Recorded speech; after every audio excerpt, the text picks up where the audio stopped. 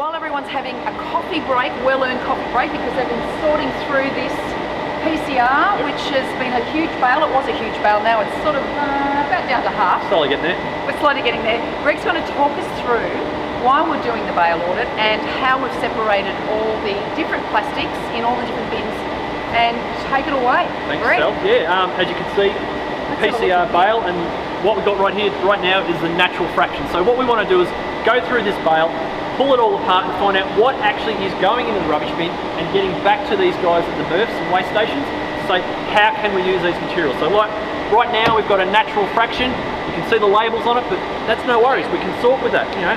We've got some natural tray here, you know, thin wall injection moulding, and we go through it, there are our naturals.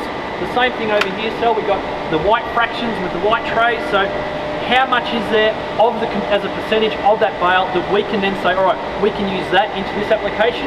We can try and maybe even eventually split out the natural components and say that could be reused for food possibly. Yeah. You know, that's the technologies that we're looking at to say, all right, but we need to know what are we dealing with. We look at this here, we've got the blacks, you know. Blacks are a bit of an issue. That's what we're trying to say. Still a lot of it around though. There is, as a percentage, and that's where we're going to go. We're going to get a percentage of that bale, what comprises of it. One of our favourites. We all love ice cream. Look how much ice cream is in that bale. Actually, this is the biggest Phyllis bin so far. It's one of. So you got that natural component and you got our ice creams. Look at our yogurts as well. Australia loves our yogurt. Small tubs, there's a lot of actual tubs in there. Yeah. But as a percentage, what is that weight fraction? We then look at our caps and closures, you know, the things that we put on top of those actual cylinders and bottles and whatnot. How much have we got there? And a lot of those slip through the system. They do, because they're the small ones. That's it. They're hard to get, Sal. Yeah. We got our fats, our dairy fats, our butters and our milk fractions and what now. Then we've got down here, we've got normal bottles. What else have we got? We've got our PP bottles, more clear. Trays. Have a look at the clear trays. Yeah, look at that. That's pretty full. And that there, as a percentage, if you put that with that first box that we had, there's a good level of natural. Can that be reused back into food grade?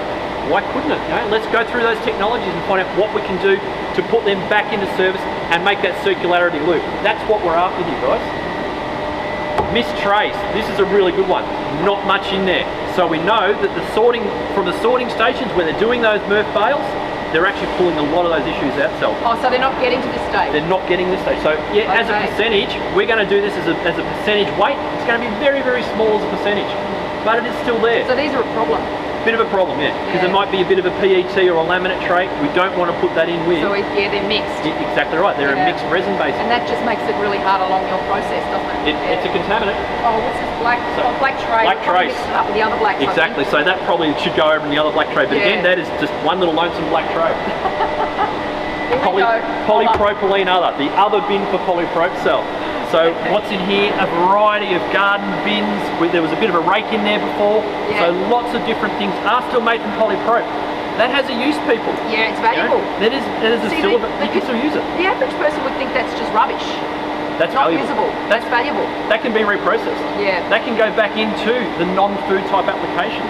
And you know, like I'll say a pot plant or a FOGO bin, all those sorts of things. We can add colour and UV to that. Yeah. Although it might be a mixed jazz colour, we can make that a colour in its own right. Into a usable item. Exactly right. Yeah. Exactly right. What have we got here?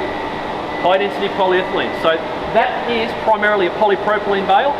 Not much HD. That's a really good sort cell. We want to see that there's not much high density in there, that it's been separated correctly. Absolutely. So what they're doing in at that stage is actually working at the MRF sorting stations. They are splitting out the HD, and as we said, you know, the other trays. Yeah. It's a really good result. Oh, good. Well, that's good to know. Very positive. That's why this audit's so important, isn't it? Absolutely. Part of the process. We need to know what we're dealing with. Now, this one is PET, so it's a little bit like that one is a bit of a HD, so it's been thrown in, but a lot of that is actually PET and other bottle. Yeah. Okay. So again, not a high percentage, but it's still part of it. That's where we've got to get those technologies. But again, can these be used for other things?